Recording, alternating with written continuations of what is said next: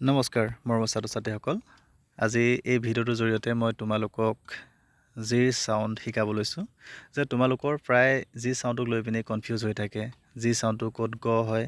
G সাউন্ডটো ক'ত জ হয় আজি তোমালোকৰ মই এই খেলিমেলিটো দূৰ কৰিব লৈছো তোমালোকে স্কিপ নকৰাকৈ প্ৰথমৰ পৰা শেষলৈকে ভিডিঅ'টো চাবা আৰু কাগজ কলম লগত লৈ ল'বা তোমালোকে নিয়মটো লিখি ল'বা আৰু ঘৰত বাৰে বাৰে প্ৰেক্টিছ কৰিবা আৰু এই ধৰণে যদি প্ৰেক্টিছ কৰা অনুশীলন কৰা তেনেহলে তোমালোকে সহজতে জি সাউন্ড ক'ত জ হয় ক'ত গ হয় এই কথাটো শিকিব পাৰিবা আৰু পঢ়োতে তোমালোকৰ খেলিমেলি নালাগিব এতিয়া আহো মূল কথালৈ তোমালোকে সাধাৰণতে জিটো গ বুলিয়ে পঢ়া নহয় জানো তে জি সাউন্ডটো সাধাৰণতে গ বুলিয়ে পঢ়ে কিন্তু মনত ৰাখিবা জি লেটাৰটোৰ পাছত যদি ই আই ওয়াই থাকে আকৌ কৈছো শুনা জি লেটাৰটোৰ পাছত যদি ই আই ওয়াই থাকে ই আই ওয়াই এই লেটাৰ কেইটা যদি থাকে তেতিয়াহলে জি সাউন্ডটো জ বুলি পঢ়ে যেনে H, digit, gym, general, giraffe, jeep, orange,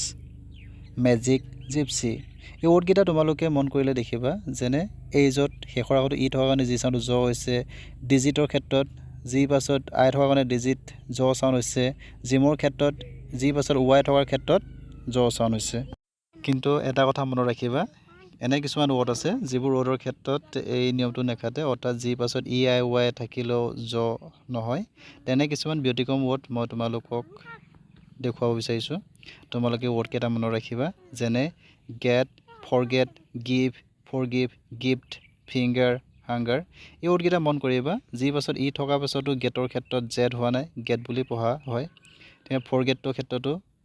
গিভৰ ক্ষেত্ৰতো জি পিছত আই থকা পাছতো ইয়াক জি বুলি নাই পঢ়া গিভ বুলি পঢ়া হৈছে ঠিক এই ওয়ার্ড কেইটা মনত ৰাখিবা এই ওয়াৰ্ড কেইটাৰ ক্ষেত্ৰত কি হয় যে জি পাছত ই আই ওয়াই থাকিলেও জি সাউন্ডটো জ নহয় আকৌ ওয়ার্ড কেইটা মই এবাৰ কৈ দিছো get forget give forgive gift finger hunger আশা কৰোঁ তোমালোকে ভিডিঅ'টো চাই বুজি পাইছা যে এনে ধৰণৰ ভিডিঅ' পাই থাকিবৰ বাবে তোমালোকে মোৰ ইউটিউব চেনেলটো সাবস্ক্ৰাইব কৰি ল'বা আৰু এই ভিডিঅ'বোৰ তোমালোকে তোমালোকৰ লগৰ সমনীয়ালৈ শ্বেয়াৰ কৰিবা যাতে তেওঁলোকেও এনে ধৰণৰ ভিডিঅ' চাই উপকৃত হয় ধন্যবাদ